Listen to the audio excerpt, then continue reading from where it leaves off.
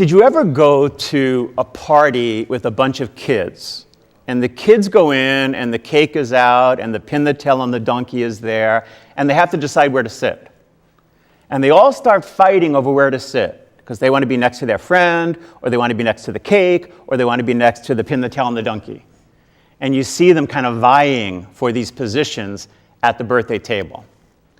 Well, I went to a wedding recently, and I walked in, and I was the priest who did the wedding. And of course, there are place cards on all the tables, and I'm looking around from mine, and I see some people looking at where are they seated, and they're moving the place cards from one table because they didn't like where they were seated. And I'm looking, and where do I get stuck? At the head table.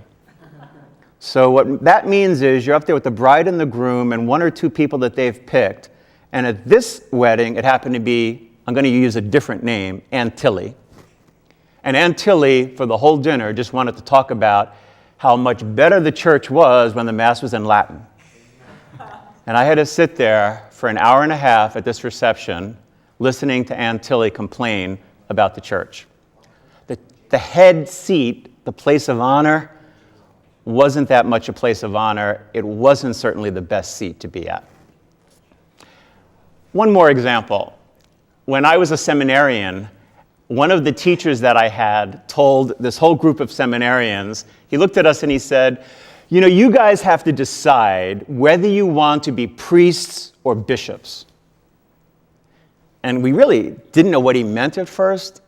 And I think later we began to see what he meant, that there was some among us who were jockeying for positions of power to be first.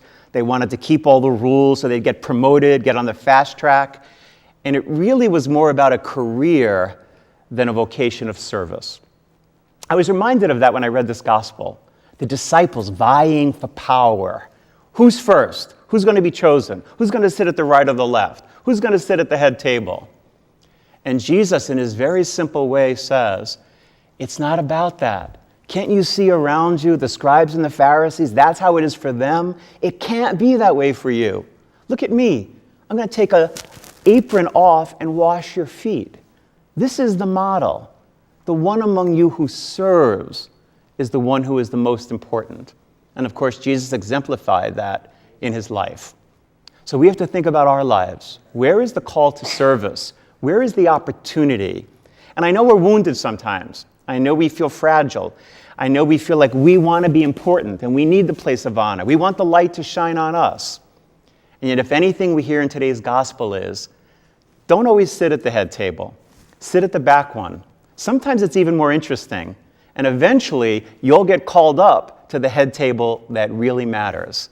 The one of ultimate peace, the one of ultimate satisfaction, and the one of ultimate importance.